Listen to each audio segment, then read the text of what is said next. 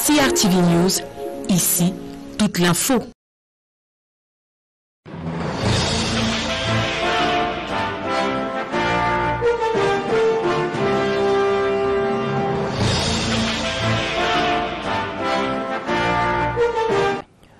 Welcome to GLOBEWATCH with me, Charles Abdellah, from the newly constructed residence of the Saudi diplomatic mission here in Yaoundé, Cameroon. 90 years ago, Saudi Arabia was established as a kingdom.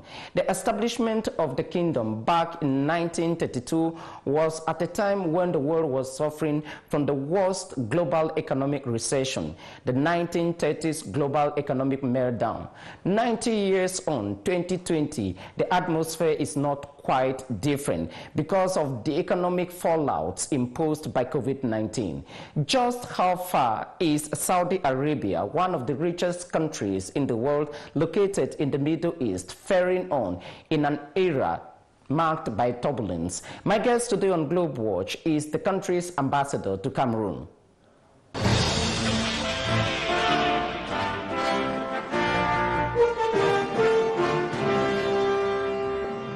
Your Excellency, welcome to GLOBEWATCH.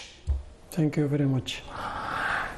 It's 90 years now since Saudi Arabia became an independent state when the monarchy was proclaimed in 1932, a year in which we were entering at the start of the economic recessions of the 1990s, and 2020 we are here with another global economic turbulence because of COVID-19. What is the context under which this 90th anniversary of the Saudi Arabia National Day is celebrated? في البداية نرحب فيهم في مقر سكن سعادة السفير. Thank you for the interview and the interest you have for Saudi Arabia. On this day of the 90th anniversary of the foundation of the Kingdom of Saudi Arabia, which was established by King Abdulaziz. The leaders who have succeeded him have continued with the work he started. Saudi Arabia has had successes which is recognized or which are recognized worldwide by all in the economy, political, and cultural domains. You asked a question about COVID-19, and let me tell you that the impact of COVID-19 is not limited to Saudi Arabia. It is worldwide. Saudi Arabia took the needed measures to preserve its finances from the fallout of COVID-19 with the intention to preserve human life. في المجال السياسي، في المجال الاقتصادي، في كافة المجالات، تطوير وبناء الإنسان السعودي. وإذا كان يسأل عن تأثير الكوفيد على المملكة أو شيء، فليست المملكة الوحيدة اللي تأثرت منه. جميع دول العالم تأثرت من هذا الفيروس ودفعت ثمن باهظ، ولكن الحمد لله المملكة العربية السعودية بما لديها من إمكانيات اقتصادية ومادية تجاوزت المرحلة هذه. منذ بداية الأزمة كانت اتخذت المملكة إجراءات فورية. Au début de cette crise, le gouvernement d'Arabie Saoudite a pris des dispositions à ce sujet. لم تنظر إلى الجوانب المادية، كان هدفها المواطن والمقيم على حد سواء. Your Excellency, what actually is the situation in Saudi Arabia today vis-à-vis COVID-19? What has been the experience in Saudi Arabia? Let I be with you frankly, يعني Saudi Arabia, alhamdulillah, today numbers it's down now. I think in one day was the numbers more 4,000 daily.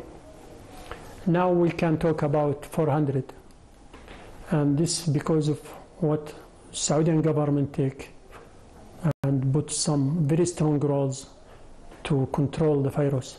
Okay, I know that you committed roughly $500 million to help other countries around the world as the leader of the G20. This is the kind of solidarity we need in the world today from Saudi Arabia?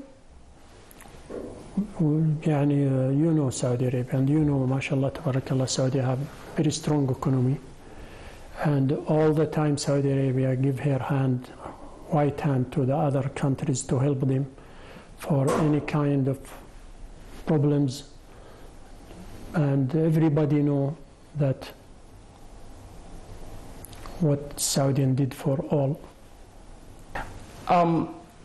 Your country, as you said, is a rich country and has supported the global effort COVID-19.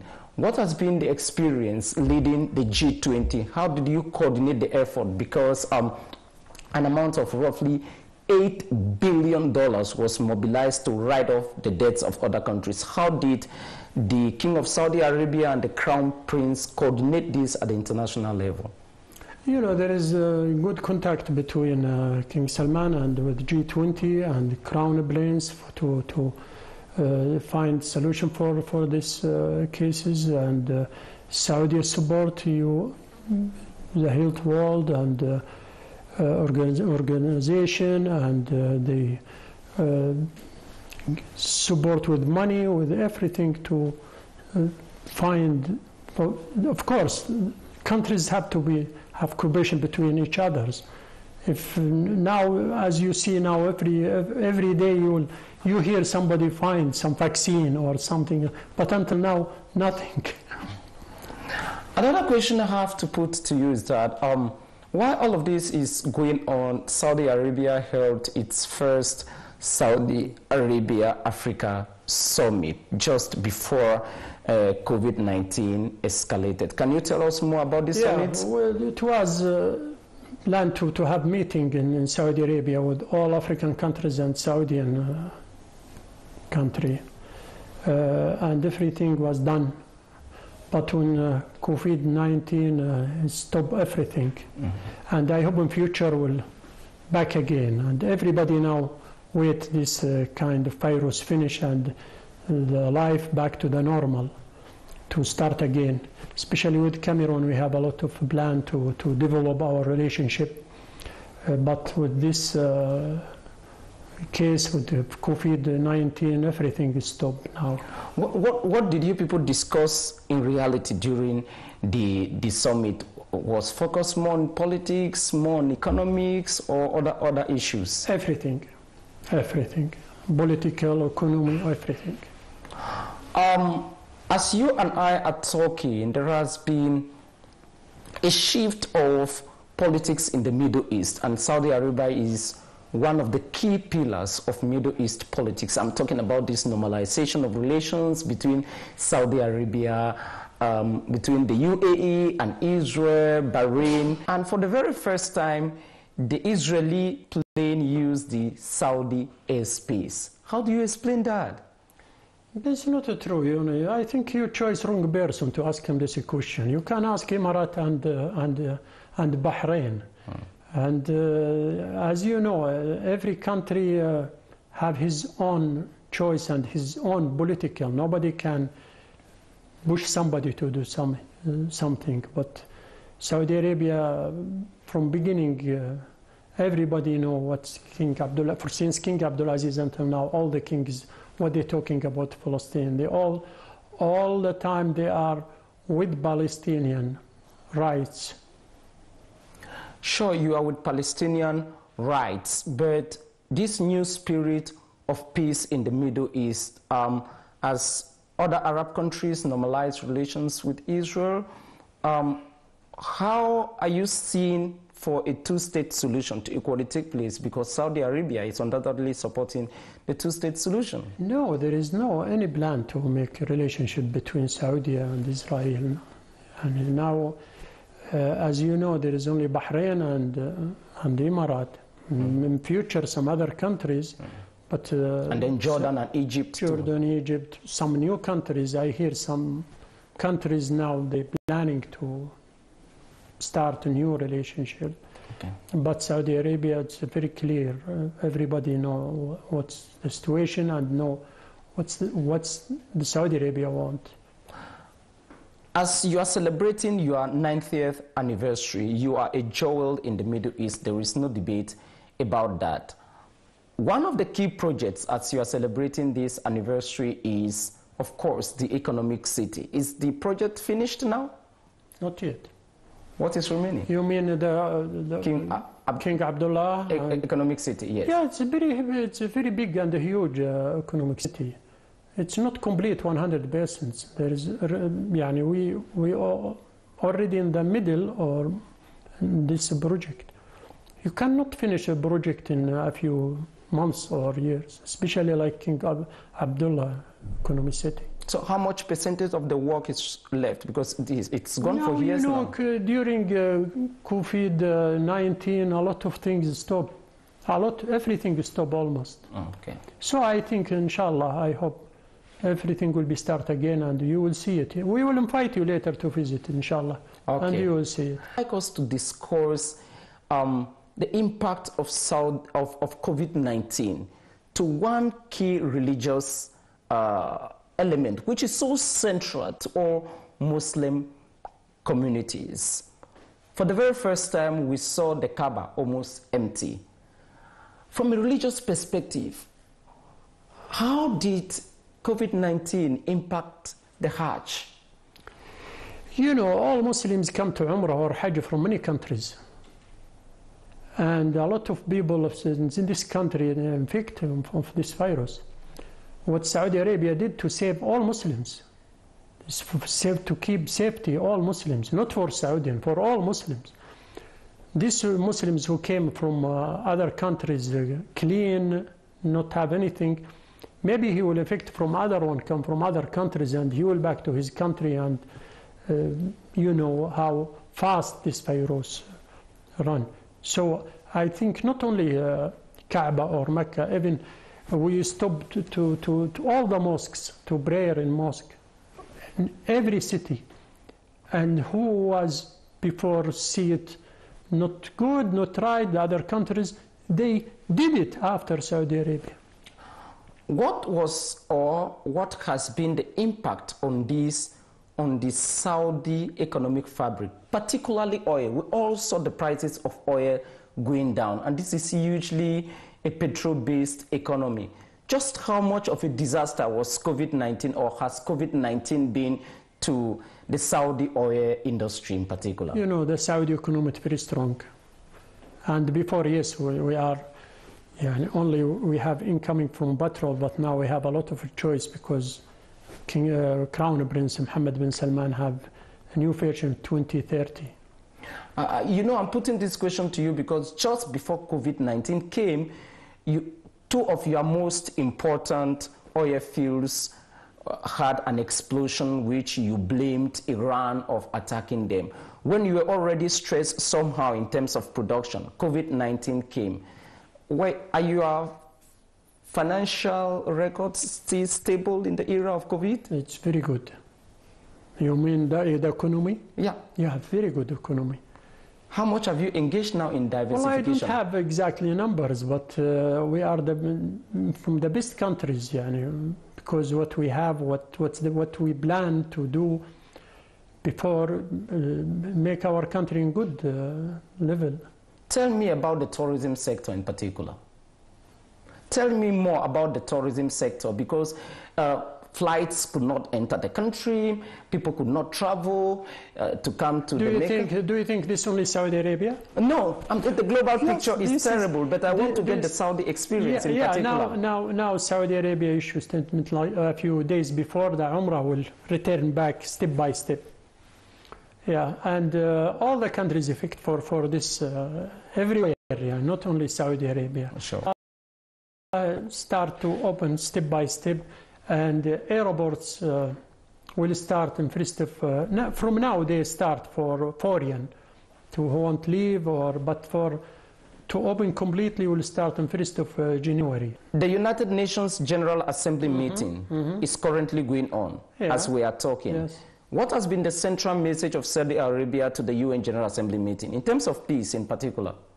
You know, all the time Saudi Arabia looking for the peace everywhere. So this is a Saudi message to everybody.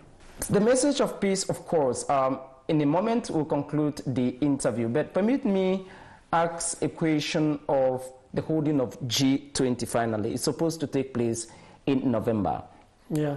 Is it going to be a virtual one like the UN General Assembly meeting, or it will be postponed like the Commonwealth Summit? No, I think everything planned now to be in November. But I think it will be, if the virus is still active, it will be online. So for the moment, delegations will travel to maybe delegation to travel, or maybe online they will make it. We'll see in this time. What will be the key focus of the summit? Well, there's no answer until now. Okay. Your Excellency, thank you very much for accepting our invitation to interview the Special Advisor to the Saudi King and Crown Prince Mohammed bin Salman. Here is a portion of our discussion few years ago. Sheikh Saad Nasser bin Al-Shatri, the Special Advisor to King Salman of Saudi Arabia. Assalamu alaikum, GLOBEWATCH. Wa alaikum assalam wa rahmatullah. I also wish a happy viewing to all our viewers. Next year, King Salman's economic city is expected to go operational. It will be one of the largest and most important economic hubs in the Middle East, situated at least 1 hour in all the regional headquarters. Where are we with this project? I wish you a warm welcome. Saudi Arabia is engaged in several economic activities with a lot of new cities. Some are economic, others are touristic, some for services, and others for housing. For example, the one you just mentioned is found in the Tabuk region, northeast of Saudi Arabia, and it is a pilot city with huge economic impact and commercial value. We are in the pilot phase, as you know, and I hope we will start business there very soon. This is a project which started years ago, and it's expected to consume some $207 billion and will generate roughly 33,000 jobs just for the research sector alone. What kind of value does Saudi Arabia attach to this project? Le royaume de l'Arabie Saoudite se caractérise par plusieurs caractéristiques. The Kingdom of Saudi Arabia is full of so many features. One of the features is religion, one of our marketing elements, because each year millions of pilgrims travel to Saudi Arabia, the kingdom, for the annual pilgrimage, the Hajj, which is of course one of the most important practices in Islam. Saudi Arabia is an important economic center in the Middle East, for example, because it is found in the middle of the world. It is a good market, a great market, and we cooperate well with all our neighbors in this beaming region. It is a consumer society which is secured, transparent, ready to welcome everybody, open to the global markets, one of the great exporters of petroleum in the world. All these qualities make Saudi Arabia a strategic market indeed. This explains the creation of economic cities like the one you just talked about. When you look at Saudi Arabia today compared to Saudi Arabia 40 years ago, the country has significantly developed. For example, a village which had about 3 houses in its community about 40 years ago has about 1,000 of such houses today.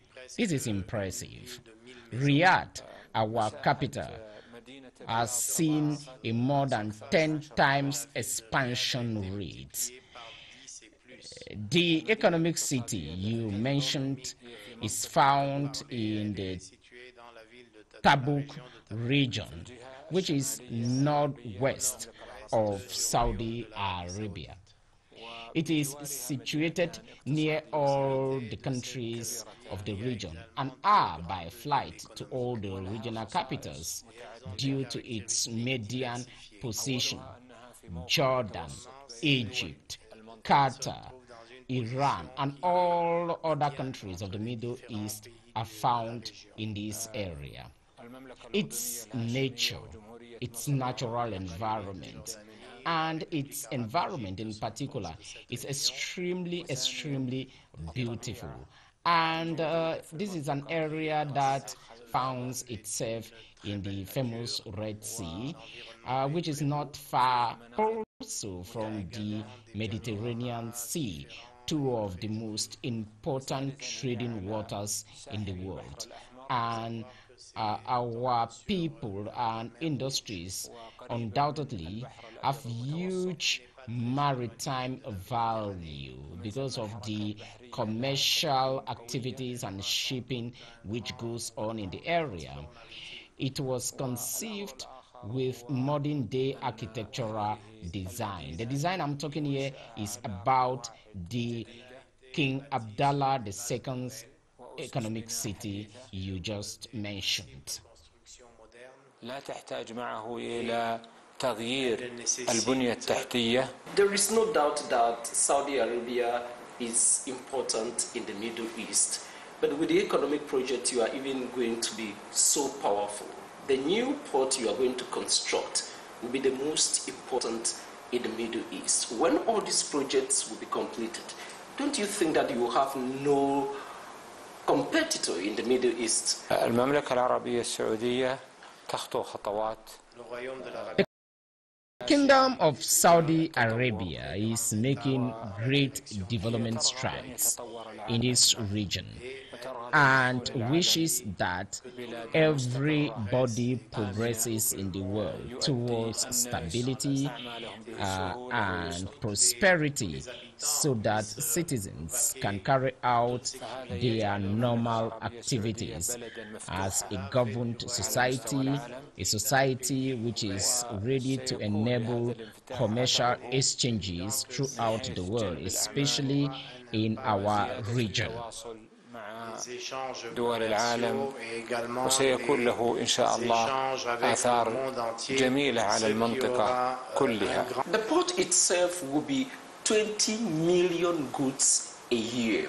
This is a country which is already known as the per capita consumer, the first in the world of YouTube. There are several reforms going on in Saudi Arabia today. All of this overture you are making, is it a strategy to diversify the economy, which is, as of today, heavily dependent on petrol? في كل سنة تزداد نسبة الصادرات غير البترولية في المملكة العربية السعودية.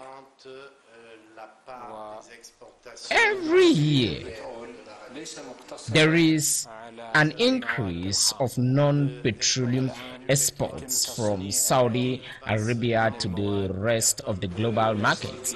We do not have petroleum alone. We export chemical products too, produced locally in Saudi Arabia. They are found in the international market, powered by many of our companies like Aramco, which deals in petroleum. This makes the Saudi Arabian market to be a global trading market. And this principle of Saudi Arabia as a global trader enables our Saudi industries to grow every time, and we think it is a good strategy. It is a strategy to increase non-petroleum production so that we can trade across the world. We can transform our resources too and exploit them for the betterment of our society and for our trading partners. And that was the package today on GlobeWatch with me, Charles EBUNE, on behalf of the entire production crew. Goodbye and see you next week.